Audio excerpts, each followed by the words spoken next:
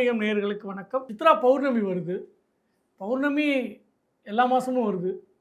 சித்ரா பௌர்ணமிக்கு அப்படி என்ன விசேஷம் அப்படின்னு நம்ம கூட பகிர்ந்துக்கிறதுக்கு மன்னை நாராயணன் வந்திருக்கார். வணக்கம் நாராயணன். நமஸ்காரம் சார். சித்ரா பௌர்ணமி அதில் என்ன விசேஷம் இருக்குது? தமிழலை ஆன்மீகம் நேயர்களுக்கு அடியனுடைய சிரம் தாழ்ந்த நமஸ்காரங்கள். பௌர்ணமி என்று சொல்லும் பொழுதே முழு நிலவு நாள் என்று ஒரு சிறப்பு பெறுகிறது. பொதுவாகவே சந்திரனுக்கு என்று நவகிரகங்களில் தனித்த ஒரு சிறப்பு உள்ளது. மாத்ருகாரகன், மனோகாரகன் என்று சந்திர பகவான் அழைக்கப்படுகிறார். நீங்கள் இப்போ முதலையே சொன்ன மாதிரி பௌர்ணமிகள் எத்தனையோ பௌர்ணமிகள் வந்தாலும் பௌர்ணமிகளில் தலையாய பௌர்ணமி என்று சிறப்பை பெறக்கூடியது சித்ரா பௌர்ணமி. ஏன் அப்படி என்றால் 12 தமிழ் மாதங்களில் முதல் மாதம் சித்திரை மாதம்.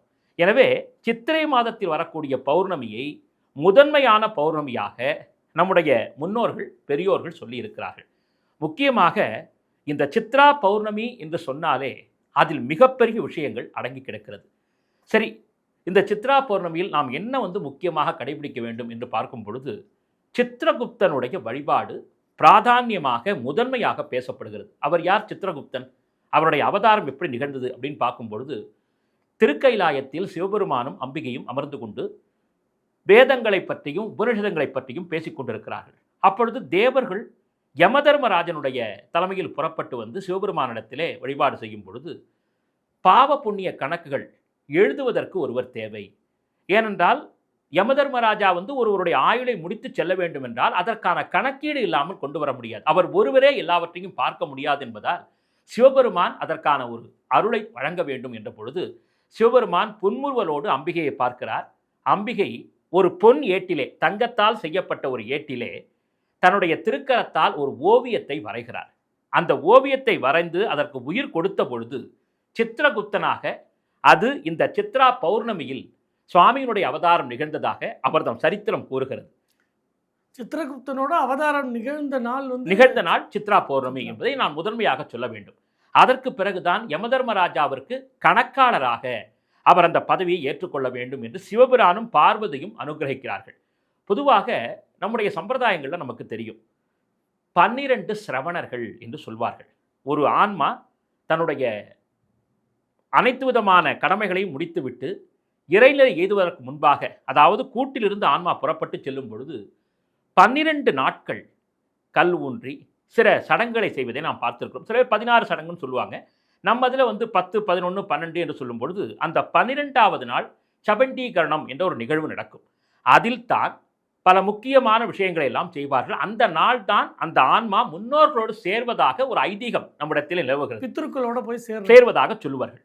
அந்த நாளில் தான் 12 சிரவணர்களும் அந்த ஆன்மா பிறவி எடுத்ததிலிருந்து பிறவி முடிந்த வரையிலான கணக்குகளை யாரிடத்தில் ஒப்புவிக்கிறார்கள் என்றால் சித்திரகுப்தனிடத்திலே ஒப்புவிக்கிறார்கள். அதான் அந்த 12வது நாள் சொல்லப்படுகிறது. அதற்கு பிறகு தர்மராஜனிடத்தில் போகும் பொழுது அந்த 12 சிரவணர்களுடைய கணக்கீடுகளை கொண்டு இவர் ஒரு கணக்கு வைத்திருப்பார். அதை ஒப்பீடு செய்துதான் யமதர்மராஜனிடத்திலே சென்று சித்திரகுப்தன் கணக்கை ஒப்புவிக்கிறார்.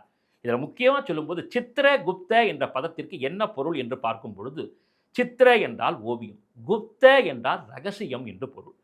உதாரணமாக இப்போ மனிதர்களான நாம் ஒரு விஷயத்தை நினைக்கிறோம். நினைத்த மாத்திரத்திலே அது எந்த விஷயத்தை நினைத்தோமோ அது அப்படியே பதிவிடக்கூடிய இறைவன் தான் சித்திரகுப்தன். ஒரு வடிவம் தான். ஒரு குளம் இருக்கு, குளத்தில் ஒரு கல்லை தூக்கி போட்டோம்னா ஒரு வடிவம் உருவாகும். அந்த வடிவம் எப்படி பல நிலைகளில் வருகிறதோ அதுபோல எண்ணும் எண்ணம் செய்யும் செயலாகும். எனவே எந்தெந்த எண்ணங்கள் செயலாக மாறுகின்றனவோ அவை அனைத்தையுமே சித்திரகுப்த பகவான் பதிவிடுகிறார். அந்த பதிவீடு தான் நம்முடைய ஜென்மத்திற்கு அடிகோலாக விளங்குகிறது. நாம் அடுத்த பிறவி எடுக்க போகிறோமா, நரகத்துக்கு போக போகிறோமா, சொர்க்கம் புக போகிறோமா, அல்லது வைகுண்டமா கைலாயமா என்பது சித்திரகுப்தனுடைய திருக்கரத்திலே இருக்கிறது. அதனால்தான் சித்திரகுப்த வழிபாடு ஒவ்வொரு நாளும் மனிதர்கள் செய்ய வேண்டும். எப்படி செய்யணும்? ஓம் சித்ராய சித்திரகுப்தாய நமோ நமஹா, இந்த ஒரு வார்த்தையை சொன்னாலே போதும். ஒரு நாளைக்கு ஒரு முறை சொல்ல முடியாதா? சித்திரகுப்தான்னு சொன்னாலே அன்றைய நாளில் அவனுடைய அருளுக்கு நாம் பாத்திர பூதர்களாகி விடுவோம். இவர் மேற்கொண்டு என்னென்ன செய்வார் என்று கேட்டால் அன்று ஒரு நாள் ஒரு முறை அவர் சொன்னார். அதனால தான் சந்தியாவந்தனங்களில் நம்ம திக்தேவதைகள் பண்ணும்பொழுது யமாய தர்மராஜாயன்னு சொல்லும்போது அதிலே சித்திரகுப்தாய என்ற ஒரு ஸ்லோகம் வருகிறது. சரி, மற்றவர்கள் என்ன செய்யலாம் என்று சொன்னால் தினமும் மாலை வேளையில் விளக்கேற்றுவார்கள். அந்த விளக்கு ஏற்றக்கூடிய நேரத்தில் குலதெய்வத்தை நினைத்து சித்திரகுப்தனை மேற்கு திசை நோக்கி வணங்கினார். அவர் இருப்பதை போன்று பிரார்த்தித்து கொண்டு வணங்கினால் அன்றைய நாளில் நாம் என்னென்ன செய்தோமோ அதற்கான உண்மையை நம் மனதிலே புரிய வைத்து மறுநாள் தவறுகள் நடக்காமல் பார்த்துக் கொள்வார் என்று சொல்லப்பட்டுள்ளது. சித்திரகுப்தர் வந்து இப்போ பாவ புண்ணிய கணக்கு எழுதுறார் அப்படின்னு நம்ம சொல்கிறோம். ஒரு ஒரு சம்பவம் வந்து எங்கள் பாட்டி சொல்லுவாங்க அடிக்கடி. சித்திரகுப்தன் கணக்குங்கிறது வந்து 5 பாவம் 10 புண்ணியம் அப்படின்னாக்க நீ போடுற கணக்கு மாதிரி இல்லை. 10 புண்ணியத்தில் 5 பாவத்தை கழிச்சா பாக்கி 5 புண்ணியம் இருக்குது, அதனால் தப்பிச்சிடலாம் அப்படின்னு நினைக்க முடியாது. 5 பாவத்துக்கு வந்து நிச்சயமாக என்ன அனுபவிக்கணுமோ அதை அனுபவிக்கணும், புண்ணியத்துக்கு வர்றது தனி அப்படிம்பாங்க. நிச்சயம். இப்போ இந்த கணக்கை யார் கணக்கை சரி பார்த்து அதுக்கு தகுந்த மாதிரி சொர்க்கம் நரகம் நிச்சயிக்கப்படுகிறதா? இது வந்து சித்திரகுப்தனோட கணக்கை வச்சு தான். நல்லா கேட்டீங்க. அதாவது பாட்டி சொன்ன வார்த்தைகள் சத்தியமானவை. நாம் ஒவ்வொரு நாள் பண்ணக்கூடிய நல்ல காரியம் கெட்ட காரியம் எண்ணக்கூடிய எண்ணம் எல்லாமே பதிவிடப்படுகிறது என்று நாம் பேசினோம். இப்படி இருக்கும் பொழுது எல்லோரும் சொல்லுவார்கள், சித்ரா பௌர்ணமி அன்னைக்கு சித்திரகுப்த பூஜை பண்ணிட்டோம்னு சொன்னால் ஒரு தேர் வரைஞ்சி யமதர்மனையும் சித்திரகுப்தனையும் ஒரு திருக்கோலத்தில் வரைஞ்சி அவருக்கு வழிபாடு பண்ணி எருமை தயிர் எருமை பால் கொண்டு சுவாமிக்கு வந்து நிவேதனங்கள் செய்து அன்று உபவாசம் இருப்பவர்கள் இருப்பார்கள். உப்பே தொடாமல் அன்று சாப்பிட வேண்டும் என்ற விதியும் உண்டு. ஆனால் இப்போ என்ன ஆயிடுச்சுன்னு கேட்டிங்கன்னா, சித்திரான்னங்கள் பண்ணி சாப்பிடணும் அப்படின்னு ஒரு நிலைக்கு எல்லாரும் தள்ளிட்டாங்க. விரத நாள் ஒரு உணவு வித்தியாசமாக சாப்பிடக்கூடிய சித்திரான்னங்களை சாப்பிடக்கூடிய ஒரு நாளாக மாற்றப்பட்டு விட்டது. இதற்கு எந்த விதமான உதாரணங்களோ எந்த விதமான ஒரு அடையாளங்களோ குறிப்புகளோ கிடையாது. விரதம் என்பது ஒரு விரதத்தை முறிக்கக்கூடிய நாளாக போய்விட்டது. அது ஒரு பக்கம் இருக்கட்டும். இப்போ இந்த சித்திரகுப்த விரதத்தை பற்றி சொல்லும் பொழுது எருமை தயிர் எருமை பால், ஏன்னா யமதர்மராஜாவுடைய வாகனம் எருமை மாடு, அதனால அவருக்கு அன்று முக்கியத்துவம் தரப்படுகிறது. பொங்கல் நாளில் பார்த்தோம்னா பசுமாடு காளமாட்டுக்கு செய்கிறோம், அப்போ எருமை மாட்டை யாருமே கண்டுக்கிறது இல்லையே. அதனால்தான் சித்திரகுப்தன் அவருடைய அவதார திருநாளிலே எருமை மாட்டுக்கு நாம் என்னென்ன செய்ய போகிறோங்கிறது நான் அப்புறம் சொல்கிறேன். முதல்ல இந்த வழிபாட்டை பற்றி சொல்லிடுறேன். அப்போ சித்திரகுப்தனை வழிபாடு செய்யும் பொழுது அவரை வந்து பாவத்தெல்லாம் குறைச்சிருவார். நம்ம வந்து தெரிஞ்சே பாவம் செஞ்சாலும் அதை உடனே வந்து இந்த காலத்தில் தப்பு கணக்கு எழுதுகிற மாதிரி எழுதுவார்னா நிச்சயமாக கிடையாது. அவர் தெய்வத்தினுடைய சாட்சி, சத்தியத்தினுடைய வடிவம். எனவே அவர் அப்படி செய்தால் அதையும் தப்பு கணக்கில் எழுதிடுவார், பாவ கணக்கில் எழுதிடுவார். சரி, இவர் என்னதான் சார் செய்வார் என்றால், நாம் அவரை அந்த நாளில் வழிபாடு செய்து மனப்பூர்வமாக நாம் ஒரு சபதம் ஏற்றுக்கொள்ள வேண்டும். இந்த வருடத்திலே சித்திரகுப்த பகவானே, இனி வரக்கூடிய அடுத்த சித்ரா பௌர்ணமி வரைக்கும் எந்த தவறும் எந்த பாவமும் நாம் செய்யாமல் இருப்பதற்கு நீ ஆசீர்வாதம் தர வேண்டும் என்று மனதார பிரார்த்தனை செய்து கொண்டால் சுவாமி என்ன பண்ணுவார்னா, நம் மனதிற்குள்ளே புகுந்து கெட்ட காரியங்கள் கெட்ட விஷயங்கள் கெட்ட எண்ணங்கள் வராமல் காப்பாற்றுவார் என்று சொல்லப்பட்டிருக்கிறது. அதுவும் வந்து நம்முடைய புண்ணிய காரியங்கள், நம்ம அனுஷ்டானங்கள் தர்மங்கள் இதெல்லாம் செஞ்சால் தான் அதுக்கான அனுகிரகம் கிடைக்கும். அதனால இந்த விஷயத்தில் வந்து அன்றைக்கி வந்து ஒரேடியாக பாவத்தை குறைச்சிருவார் அப்படின்னோ புண்ணியத்தை அள்ளி கொடுத்துருவாருனோ கிடையாது. அப்படி செஞ்சுட்டா அவருக்கே பிறவி வந்துடும். அதனால் நிச்சயமாக நம்முடைய பாவ குணங்கள் பாவ எண்ணங்களை கட்டுப்படுத்தக்கூடிய மனநிலையை தருவார். ஏன்னா மனோகாரகன் சந்திரன். அப்படியே சந்திரன் தான். அதனால் சந்திராஷ்டமம் வரும்போது அந்த 8ஆம் நாள் சந்திரன் வரும் பொழுது எல்லாருக்குமே வந்து ஒரு பயம் வந்துடும், நம்மளால் செயல்பட முடியாத சூழ்நிலை வருது.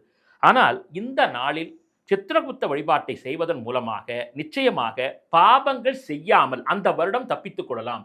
அப்போ அது வரைக்கும் செஞ்ச பாவங்கள் நாம் சுவாமியினிடத்தில் இன்னைக்கு மன்னிப்பு கோரி இனி எந்த உயிருக்கும் நான் எந்த துரோகமும் பண்ண மாட்டேன், ஒருவேளை செஞ்சிருந்தா அதுக்கான பிராயச்சித்த என்னதையும் அதை எனக்கு நீ வந்து காமிச்சு கொடுக்கணும்னு சொல்லி பிரார்த்தனை பண்ணணும். அன்னைக்கு சித்திரகுப்த வழிபாடு பற்றி பேசிகிட்டு இருக்கோம்.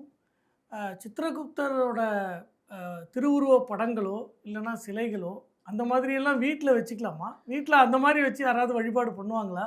சிறப்பான ஒரு கேள்வி. இவர் வந்து யமதர்மராஜாவோடு தொடர்புடையவர். தமிழலை பொறுத்த வரைக்கும் ஒரு நல்ல விஷயத்தை கொண்டு போனோம். இப்போ இவ்வளோ விஷயம் சொல்கிறோம். இப்போ சித்திரகுப்தன் போகிற எல்லாருக்கும் ஆசை வரும்போது நீங்கள் இந்த கேள்வியை கேட்டிருக்கீங்க. இப்போ வந்து பார்த்தீங்கன்னா எந்த மந்திரம் சொல்லக்கூடாதோ அந்த காயத்ரி மந்திரத்தையே எல்லாரும் வந்து ரிங்டோனாக வச்சுக்க ஆரம்பிச்சிட்டாங்க.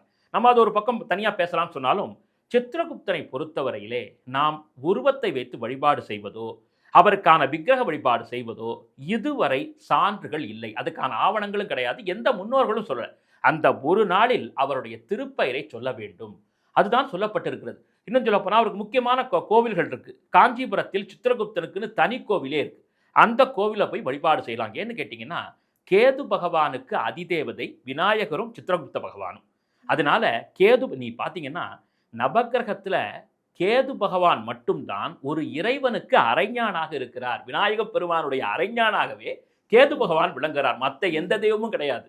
இவருக்கு மட்டும் அத்தனை முன்மை, மிகப்பெரிய மகத்துவம் தரப்பட்டிருக்கிறது. ஏனென்றால் ஒரு படிநிலையை தலைகுப்புற மாற்றக்கூடிய ஆற்றல் கேது பகவானுக்கு உண்டு. துறவரம் கேது பகவானால், கெடுத்து கொடுக்கக்கூடிய ஆற்றல் கேது பகவான். ஒரு வம்சம் தழைக்க வேண்டும் என்றாலும் கேது பகவான் தான். அதனால தான் அதற்கு அவ்வளவு முக்கியத்துவம் தரப்பட்டிருக்கிறது. அதனால் தான் அவரை வெளியில விட்டோம்னா எதையும் தலைகுப்புற புரட்டிடுவான்னு விநாயக பெருமான் தன்னுடைய அரைஞானாக கேது பகவானை வைத்திருக்கிறார். அப்படிப்பட்ட கேது பகவானுக்கு அதிதேவதையாக விநாயகரும் சித்திரகுப்த பகவானும் விளங்குவதால் சித்திரகுப்த வழிபாட்டை செய்வதன் மூலமாக நாம் நிச்சயமாக தப்பான வழியில் செல்லவே முடியாது. தினமும் சித்திரகுப்தரை மனதால பிரார்த்தனை பண்ணணும். ஒரு நாளைக்கு ஒரு தடவை நாம் நினைத்தாலும் போதும். அவ்வளவு மகத்துவம் சொல்லப்பட்டிருக்கிறது. முக்கியமாக சொல்லும் பொழுது அந்த கோவில்களை பற்றி நாம் நிச்சயமாக அந்த சமயத்தை சொல்லி ஆகணும். காஞ்சிபுரத்தில் சித்திரகுப்த பகவானுடைய கோவில் இருக்குது. பொதுவாக சொல்லப்போனால் எல்லாருக்குமே தெரியும், ஒரு ஆன்மா ரொம்ப கஷ்டப்படுது. 90 வயசு ஆயிடுச்சு, அவங்களால நடக்க முடியல, உயிர் செல்லலை. ஆனால் பல நரக வேதனைகளை அவர்கள் அனுபவிக்கிறார்கள் என்று சொல்லும் பொழுது அவர்களை பராமரித்துக் கொள்ளக்கூடியவர்கள் என்ன நினைப்பார்கள் என்றால், இறைவா எப்படியாவது அந்த ஆன்மாவை கரை சேர்த்துக்க, உன் திருவடியில் சேர்த்துக்க, அப்படி இல்லைன்னா நல்லபடியாக வாழவை. இப்படி எத்தனையோ பேர் நினைப்பார்கள். அவர்கள் செல்ல வேண்டிய தலம் ஸ்ரீ வாஞ்சியம் என்று சொல்லக்கூடிய வாஞ்சிநாத சுவாமி ஆலயம் நன்னிலத்துக்கு பக்கத்தில் இருக்குது. அங்கே பார்த்தீங்கன்னா யமனும் சித்திரகுப்தனும் எழுந்தருளி இருக்கிறார்கள். எல்லா கோயிலையும் போனால் பிள்ளையார வழிபாடு பண்ணிட்டு தான் உள்ளே போவாங்க. அங்கே சித்திரகுப்தனையும் தர்மராஜாரையும் வழிபட்டுத்தான் உள்ளே செல்ல வேண்டும் என்ற விதியே இருக்கிறது. சில பேருக்கு பார்த்தீங்கன்னா பிரேத சாபம் வரும். அந்த பிரேத சாபம் வந்தால் அந்த வாழ்க்கையில் வளர்ச்சியே இருக்காது. எப்படிப்பட்ட பெரிய ஆளாக இருப்பாங்க, ஏதாவது தவறான செயல் செஞ்சு பல்வேறு ஒரு குற்றங்களுக்கு ஆளாகி விடுவார்கள். தண்டனையிலிருந்து விமோசனமே இருக்காது. அப்படிப்பட்டவர்களுக்கெல்லாம் கூட ஒரு விமோசனத்தை தரக்கூடிய இறைவன் சித்திரகுப்த பகவான் தான். அதனால ஸ்ரீவாஞ்சியம் போய் கண்டிப்பாக அந்த நாளில் அந்த யமதர்மராஜருக்கும் சித்திரகுப்தனுக்கும் விளக்கேற்றி பிரார்த்தனை செய்ய வேண்டும். உலக நன்மைக்காக கண்டிப்பாக செய்யணும்.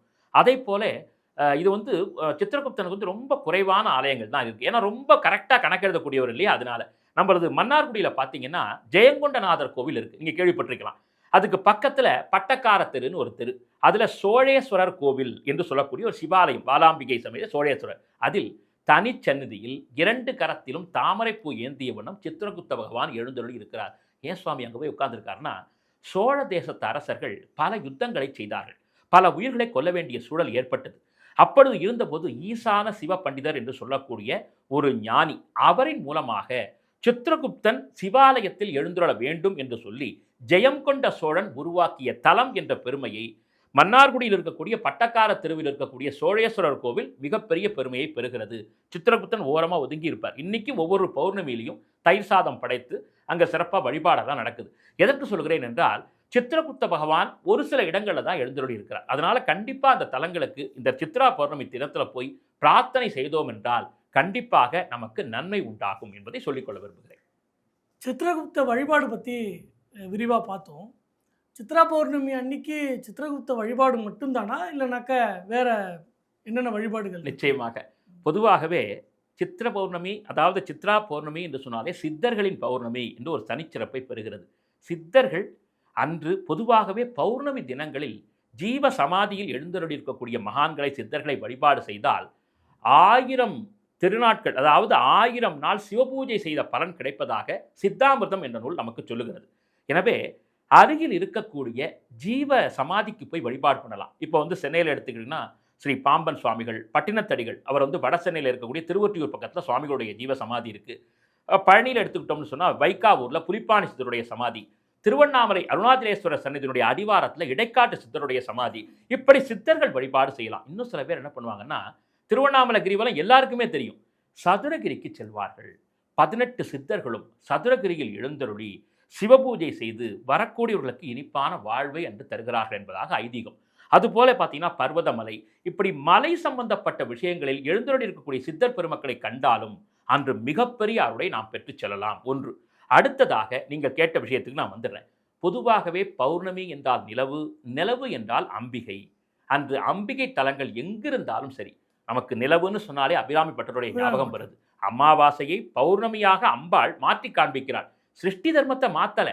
அமாவாசையில் தன்னுடைய தாடங்கத்தை எடுத்து உயர்த்தி வீசி அதை நிலவாக அனுகிரகம் செய்து உலகத்திற்கு ஒரு அற்புதத்தை நிகழ்த்தினாள் அம்பிகை. அது தை அமாவாசையில் நடந்தாலும் இந்த சித்ரா பௌர்ணமி அன்னைக்கு அபிராமி அம்பிகை வழிபாடு செய்து அபிராமி அந்தாதி படிப்பதும் அற்புத பலன்களை தரும். அம்பிகை வழிபாடு தாராளமாக செய்யலாம். திருமியச்சூர் போயிட்டு வரலாம். அதே மாதிரி பாலாம்பிகைன்னு சொல்லக்கூடிய அம்பாள் ரொம்ப விசேஷமாக நம்முடைய அரக்கோணத்துக்கு பக்கத்தில் ஒரு ரொம்ப ஆச்சரியமான ஒரு தலத்தில் எழுந்துள்ளி இருக்கிறார். அந்த அம்பாளை போய் வழிபாடு செஞ்சாலும் பௌர்ணமி பலன் கிடைத்துவிடும். அதுபோல இந்த பௌர்ணமி தினத்தில் முக்கியமாக சத்யநாராயண பூஜை. இந்த சத்யநாராயண பூஜை எதுக்குன்னா செல்வ வளத்தை பெருக்கிக் கொள்வதற்கு. இந்த சத்யநாராயண பூஜையில் பார்த்தீங்கன்னா எல்லா இறைவனும் வந்து விடுவார்கள். அதில் பார்த்தீங்கன்னா பஞ்சபால தேவதை ஆராதனை, விநாயக பெருமானுடைய ஆவாகனம், நவக்கிரக வழிபாடு, அஷ்டதிக் பாலகர்கள் வழிபாடு, சத்யநாராயண சுவாமி ஆவாகனம், மகாலட்சுமி ஆவாகனம், அப்படி எல்லாம் பண்ணி அதில் ஒரு அற்புதமான விசேஷமான ஒரு கேசரி செய்வாங்க. நைவேத்தியம் பண்ணி சிறப்பாக சத்யநாராயண விரதத்தினுடைய மகிமையை கதைகளாக படித்து பிரசாதம் கொடுக்கப்படும். அதில் முக்கியமாக பிரசாதம் வாங்கிட்டு போனோம் எல்லாரும். அன்னைக்கு அந்த ஒரு வழிபாட்டை யாரெல்லாம் செய்கிறார்களோ அந்த வருடம் முழுவதும் செல்வ பஞ்சம், அதாவது பணத்திற்கு தட்டுப்பாடே இருக்காதுன்னு சொல்லப்பட்டிருக்கிறது. முக்கியமாக இன்னும் ரொம்ப சிறப்பாக சொல்லப்போனால் பௌர்ணமி தினங்களில் ஒவ்வொருத்தரும் ஒவ்வொருடைய இல்லத்திலும் குலதெய்வத்திற்கு விளக்கேற்ற வேண்டும் என்பது ஒரு சட்டமாகவே சித்தர்களால் சொல்லப்பட்டிருக்கிறது. சில பேருக்கு குலதெய்வமே தெரியாது. நாங்கள்லாம் ரொம்ப கஷ்டப்படுறோம், குலதெய்வத்தினுடைய சாபம் கூட இருக்கும்பாங்க. அந்த குலதெய்வ சாபம் இருப்பவர்கள் கூட ஒரு நல்ல அகண்ட பாத்திரத்தில், அதாவது அகண்ட மட்பாண்டத்தில், ஒரு மடக்குன்னு சொல்லுவோம், நிறைந்த நெய்யை சேர்த்து ஒரே ஒரு மொத்த திரி, ஒரு 10 திரியை மொத்தமாக சேர்த்து வச்சு ஒரு தீபத்தை மேற்கு முகமாக ஏற்றி குலதெய்வமே சரணம்னு சொல்லி நம்ம நமஸ்காரம் பண்ணோம்னு சொன்னால் கண்டிப்பாக குலதெய்வத்தினுடைய சாபம் விடுபட்டு விடும். அந்த இறைவன் உள்ள வந்துடுவான்னு சொல்றாங்க. அதனால குலதெய்வத்துக்கான ஒரு அற்புதமான வழிபாடாகவும் சித்ரா பௌர்ணமி விளங்குகிறது. இன்னும் சொல்லுவார்கள், அந்த சித்திரகுப்தன் எழுதுறாரு இல்லைங்களா, எழுத்தாணி, அதை கொடுத்தது முருகப்பெருமான் என்ற ஒரு கருத்து உண்டு. அதை ரொம்ப சிறப்பாக இடைக்காட்டு சித்தர் சொல்லியிருக்கார் தன்னுடைய நூலில். அதனால முருகப்பெருமான் சன்னதியில் சென்று நாம் ஒரே ஒரு தீபம் ஏற்றினாலும் அவன் 12 கரத்தோடு நம் இல்லத்திற்கு வருவதாகவும் சித்ரா பௌர்ணமி வழிபாட்டினுடைய ஏற்றம் சொல்லப்பட்டிருக்கிறது. எல்லோரும் அறிந்த வகையில் 2 முக்கியமான விஷயங்களை நம்ம இந்த இடத்த சொல்லியே ஆகணும். எல்லாருக்கும் தெரிஞ்சது தான். கிரிவலம் எல்லோரும் போவாங்க. சித்ரா பௌர்ணமி அன்னைக்கு யாரெல்லாம் கிரிவலம் போயிட்டு வராங்களோ லட்சக்கணக்கான பக்தர்கள் திரண்டு செல்வார்கள். அன்று 18 சித்தர்களும், அகத்தியர் துவங்கி பாம்பாட்டி சித்தர் வரை, மக்களோடு மக்களாக, பக்தர்களோடு பக்தர்களாக, திருவண்ணாமலை அருணாச்சலேஸ்வரர் மலையாகவே அங்கே எழுந்தருளியிருக்கிறார். அவரை 18 சித்தர்களும் பிரதட்சணமாக வருகிறார்கள். அதனால் நிச்சயமாக சித்ரா பௌர்ணமிக்கு இயன்றவர்களெல்லாம் போய் அந்த அருணாச்சலேஸ்வரர் இருக்கக்கூடிய அந்த திருவண்ணாமலைக்கு சென்று கிரிவலம் செய்தால் மகத்துவமான புண்ணியத்தை பெறலாம். அது மட்டும் இல்லை, எல்லாருக்கும் தெரிஞ்ச மாதிரி பார்த்தீங்கன்னா அந்த சிறப்பு மிகுந்த சித்ரா பௌர்ணமி அன்னைக்கு தான் காலையில் தன்னுடைய தங்கையினுடைய கல்யாணத்துக்காக கள்ளழக பெருமாள் வைகை ஆற்றில் இறங்குவார். ரொம்ப அற்புதமாக இருக்கும். இதில் நம்ம கவனிக்க வேண்டிய ஒரு விஷயம் இருக்குது சார். என்னன்னு கேட்டிங்கன்னா, திருமலை நாயக்கருடைய காலம் வரைக்கும் மீனாட்சி கல்யாணம் தான் நடந்துட்டு இருந்துச்சு. அழகர் வருவார், மண்டூக மகரிஷிக்கு ஒரு பாப விமோசனம் கொடுத்துட்டு போயிடுவார். திருமலை நாயக்கர் என்ன செய்தார்னு கேட்டிங்கன்னா, பெருமாள், ஏன்னா இன்றைக்கி நான் அதை சான்றோட சொல்கிறேன், நேற்றுக்கு திருக்கல்யாணம் நடந்துச்சுன்னா நீங்கள் நல்லா பார்க்கலாம். ஒரு பக்கத்தில் பெருமாள் நின்றுக்கிட்டே இருப்பார், பக்கத்தில் நின்றார்னு பெருமாள் நின்றுக்கிட்டே இருப்பார். அப்புறம் எதுக்கு தனியாக ஒரு பெருமாள் புறப்பட்டு வரணும்? அப்போவே நம்ம யோசிக்கணும் இல்லையா? சைவத்திற்கும் வைணவத்திற்கும் ஒரு காலத்தில் மிகப்பெரிய ஒரு சர்ச்சையும் ஒரு மிகப்பெரிய யுத்தங்களும் நடந்து கொண்டிருந்த காலம். அதனால திருமலை நாயக்கர் தன்னுடைய காலத்தில் அந்த விஷயத்தை மாற்றணும்னு பார்த்தார். அதனால அங்கிருந்த அர்ச்சகர்களிடமும் மதுரை மீனாட்சி அம்மன் கோயில் அர்ச்சகரிடமும் பேசிவிட்டு அந்த இரு இறைகளும் சந்தித்தால் நன்றாக இருக்கும் என்று சொன்னார். அந்த குறிப்பிட்ட எல்லை வரைக்கும் வரலாம் என்று சொல்லிய பிறகு பெருமாளை வைகை ஆற்றில் இறங்க வேண்டும் என்று சொல்லி அவர் மீனாட்சி கல்யாணத்திற்கு வருவதாகவும், அதற்குள் ஒரு பெருமாளை வைத்து அவர் திருமணத்தை நிறைவு செய்து விட்டதால் பெருமாள் அண்ணன் கோபித்து கொண்டு அவர் மீண்டும் செல்லும் பொழுது மண்டூக மகரிஷிக்கு ஆட்சி ஒரு அனுகிரகம் செய்துவிட்டு சென்றதாகவும் ஒரு அற்புதமாக ஒரு விஷயத்தை திருமலை நாயக்கர் தான் உருவாக்கினார். ஆனால் இன்று வரைக்கும் பார்த்தீங்கன்னா பிரம்மாண்டமான விழா, கோலாகலமான விழாவாக அந்த விழா நடத்தப்படுகிறது. அதில் பார்த்தீங்கன்னா கருப்பசாமி முன்னாடி வருவார். அது பல பேருக்கு தெரியாது. இப்போது மன்னார்குடியில் வெண்ணத்தாடி உற்சவம் தெரியும். எல்லாரும் வெண்ணெய் அடித்து பெருமாள் மேலே விளையாடுற மாதிரி அந்த கள்ளழகர் வெளியில் புறப்பட்டு வரும்பொழுதே எல்லாரும் தண்ணீரை பீச்சி பெருமாள் மீது வீசுவார்கள். அப்படியெல்லாம் ஒரு அற்புதமான நாள் அந்த சித்ரா பௌர்ணமி திருநாள். எப்பொழுதுமே தமிழலை நம்ம சொல்லும்போது ஏதாவது ஒரு அபூர்வ தகவலை சொல்கிறது வழக்கம். இன்றைக்கி நம்ம என்ன அபூர்வ தகவல் சித்ரா பௌர்ணமியில் நம்ம சொல்ல போகிறோம் அப்படின்னு கேட்டிங்கன்னா, எல்லாருக்கும் தெரிஞ்ச விஷயம், அதில் தெரியாத விஷயமும் ஒன்று இருக்குது. முக்கியமாக ஒவ்வொரு பௌர்ணமி என்றும் திருமலையப்பன் வேங்கட நாயகன் கருட வாகனத்தில் வருவார். சித்ரா பௌர்ணமி என்று யாரேனும் இது முடியாத விஷயம் செஞ்சா அவர்களோட பாக்கியசாலிகள் யாருமே கிடையாது. அன்று சித்ரா பௌர்ணமி தினத்தில் எனக்கு இத்தனை வருஷமா ஒரு விஷயம் கூட நடக்கல. நான் ஒரு பெரிய விஷயத்த பிரார்த்தனை பண்ணியிருக்கேன். எனக்கு அது நடக்கவே இல்லை என்று சொல்லக்கூடியவர்கள், திருமலை சித்ரா பௌர்ணமி நாளில் அங்கு சென்று பெருமாளை அதிகாலையில் தரிசனம் செய்து, அங்கு இருக்கக்கூடிய சுவாமி புஷ்கரன், ஆகாச கங்கை, பாப விநாசம் இந்த தீர்த்தங்களுக்கெல்லாம் வழிபாட்டை நிகழ்த்திவிட்டு, இன்னொரு வைகால சாகமம் என்ன சொல்கிறது என்று கேட்டால், பெருமாளை சேவிக்கிறதுக்கு முன்னாடி முதல்ல வந்து பாப விநாசனத்தில் குளித்து, அதற்கு பிறகு ஆகாச கங்கையில் குளித்து, நிறைவாக சுவாமி புஷ்கரணியில் நீராடி திருவேங்கடமுடையானை சேவித்து விட்டால் நடக்காத விஷயமும் வாழ்வில் நடக்கும். சித்ரா பௌர்ணமி என்று பெருமாள் எதை கேட்டாலும் கொடுக்கக்கூடிய வள்ளலாக திருமலையில் நின்று கொண்டிருக்கிறார். இன்னும் சில பேர் சொல்லுவாங்க, இது நடக்காத விஷயம். எல்லாரும் வந்து அங்க பிரதர்ஷனம் செய்வார்கள். திருப்பதியில் அங்க பிரதர்ஷனம் செய்வார்கள். அந்த சித்ரா பௌர்ணமியில் யாரெல்லாம் அங்க பிரதர்ஷனம் செய்கிறார்களோ மறுபிறவி என்பதே கிடையாது. கடன் அப்படியே தலைக்கு மேலே இருக்குன்னா, இந்த சித்ரா பௌர்ணமி இன்னைக்கு அங்க பிரதர்ஷனம் பண்ணிட்டாங்கன்னா அவங்களுக்கு கடன் எப்படி தீரும்னே தெரியாது. அவர்கள் மிகப்பெரிய கொடையாளியாகி விடுவார்கள். இதையும் இந்த நேரத்தில் நாம் கண்டிப்பாக பதிவு செய்ய வேண்டும். சித்ரா பௌர்ணமி முக்கியமான ஒரு திருநாள். இதை விட சிறப்பாக சித்ரா பௌர்ணமிக்கு என்னென்னலாம் செய்யலாம் அப்படின்னா, எருமை மாடு நான் முதலே சொன்னேன். அந்த எருமை மாட்டுக்கு இயன்றவர்களாம் தீவனம் வாங்கி கொடுக்கலாம். அகத்திக்கீரை கொடுக்கறது, வெல்லம் கொடுக்கறது, உணவு கொடுக்கறது. உங்களால் வந்து அந்த எருமை மாட்டுக்கு என்ன பண்ண முடியுமோ பண்ணிட்டீங்கன்னா பித்ரு சாபங்கள் நம்மை தாக்காது. நமக்கு சரியான நேரத்தில் பித்ருக்கள் வழிகாட்டுவார்கள். அப்போ எல்லாரும் என்ன நினைக்கிறாங்கன்னா, சார் நான் வந்து பல வருஷமாக வந்து பித்திருக்களுக்குன்னு வழிபாடு பண்ணலை, இந்த சித்ரா பௌர்ணமியில் எருமை மாட்டுக்கு கொடுத்துட்டா எல்லாம் சரியாக போயிடுமான்னா, அந்த எருமை மாட்டுக்கு கொடுத்தால் மேற்கொண்டு நீ உன்னுடைய பாபத்தை எப்படி தீர்த்து கொள்ளலாம் என்று சொல்லக்கூடிய வழியை அந்த இறை உனக்கு காட்டும் என்பதை நிச்சயமாக இங்கு பதிவு செய்ய வேண்டும். அதனால மலையில் இருக்கக்கூடிய கோவில்கள், நீர்ப்பதகம் முக்கியமாக வந்து சித்ரா பௌர்ணமியில் முக்கிய நீர்நிலைகளில் ஸ்நானம் செய்யலாம். இப்போ காவிரி ஆற்றுக்கு பக்கத்தில் இருக்கணும்னா போய் குளிக்கலாம். சார் வழியே இல்லை சார்னா, அழகாக ஒரு சொம்பில் நல்ல தீர்த்தம் வச்சு அதில் வந்து ஏலக்காய் பச்சைக்கற்பூரத்தை போட்டு துளசி முக்கியமான இதெல்லாம் சேர்த்து பிரார்த்தனை பண்ணி, நாம் சித்ரா பௌர்ணமியை அந்த இறைவனை நினைத்து பிரார்த்தனை பண்ணி தலையில் நாம் அன்று கொட்டிக்கொண்டாலும் ஸ்நானம் செய்தாலும் கங்கை உள்ளிட்ட தீர்த்தங்களில் நீராடிய புண்ணிய பலம் வந்து சேரும். ஏன்னா சந்திரன் என்பது நீரோடு சம்பந்தப்பட்ட கிரகம். ரொம்ப ரொம்ப நல்லது. அன்னைக்கு வந்து சந்திரனை பிரீத்தி பண்ணக்கூடிய அளவில் நாம் வந்து இன்னும் ரொம்ப உருக்கமாக சில பேர் பூஜை பண்ணும்போது சந்திரனுக்கு அர்க்கியம் விடுவார்கள். நாகப்பழம் வச்சு கிருஷ்ண ஜெயந்தியில் விடுற மாதிரி அன்னைக்கு வந்து நம்ம எங்களுடைய நாங்கள் தெரியாத துன்பங்கள், ஒரு பாவங்கள் பண்ணாலும் நீ பகவானே எங்களை வந்து தயவு செய்து ரட்சிக்கணும் என்று சொல்லி தெரியாத பாவத்திற்கு மன்னிப்புக்காக நாகப்பழம் வைத்து க்ஷீரார்க்கிய பிரதானம் என்று சொல்லி விடுவது சிறப்பு. இயன்றவர்கள் அதை செய்யலாம். செய்தால் கண்டிப்பாக சித்ரா பௌர்ணமியில் மிகப்பெரிய ஒரு மாற்றத்தை வாழ்க்கையில் சித்திரகுப்த பகவான் ஏற்படுத்தும். சித்ரா பௌர்ணமி அன்னைக்கு எந்த டயத்தில் இந்த வழிபாடு நடத்தணும்? முக்கியமான ஒரு கேள்வி. ஏன்னா சித்ரா பௌர்ணமி வந்து இந்த தடவை எப்படின்னு கேட்டிங்கன்னா, 30ஆம் தேதி ஏப்ரல் 30ஆம் தேதி இரவு 9:51 பௌர்ணமி திதி வருகிறது. மறுநாள் இரவு 11:07 அதாவது 1ஆம் தேதி மே 1ஆம் தேதி இரவு 11:07 வரை இந்த பௌர்ணமி திதி இருப்பதனால் கண்டிப்பாக முழுமையான அந்த திதி அப்படிங்கிறது 1ஆம் தேதி தான். நம்ம 1ஆம் தேதி அன்னைக்கு தான் கொண்டாடணும். ஆனால் இந்த திருவண்ணாமலை பார்த்தீங்கன்னா இரவு வரத்தினால ஒரு 9 மணி 10 மணிக்கு தாண்டறதுனால தாராளமாக கிரிவலம் போகிறவர்கள் தாராளமாக செல்லலாம். ஆனால் மறுநாள் கிரிவலம் போனோம்னு சொன்னால் 11 மணிக்குள்ள பிரதட்சணங்கள் செய்து முடித்து விட வேண்டும். அதனால் சந்திரனுக்கு வந்து இந்த தடவை சித்ரா பௌர்ணமி 30ஆம் தேதி இரவு 9:51 மணிக்கு துவங்கி 1ஆம் தேதி இரவு 11:07 வரை இருக்கிறது. அதனால 1ஆம் தேதி முழுவதுமே சித்ரா பௌர்ணமி தினத்தை நாம் அற்புதமாக கொண்டாடலாம். சத்யநாராயண பூஜை உள்ளிட்ட எல்லா வழிபாடுகளையும், சித்தர்கள் வழிபாடு எல்லாவற்றையும் 1ஆம் தேதி செய்வது மிகச் சிறப்பு என்பதை நம்முடைய தமிழலை ஆன்மீக நேயர்களுக்கு தெரிவித்துக் கொள்கிறேன். சித்ரா பௌர்ணமி பற்றி மிக அரிய நல்ல தகவல்களை பகிர்ந்து கொண்டமைக்கு மிக்க நன்றி. மிக்க நன்றி. மீண்டும் இனிய ஒரு நிகழ்ச்சியை சந்திக்கிறேன். வணக்கம்.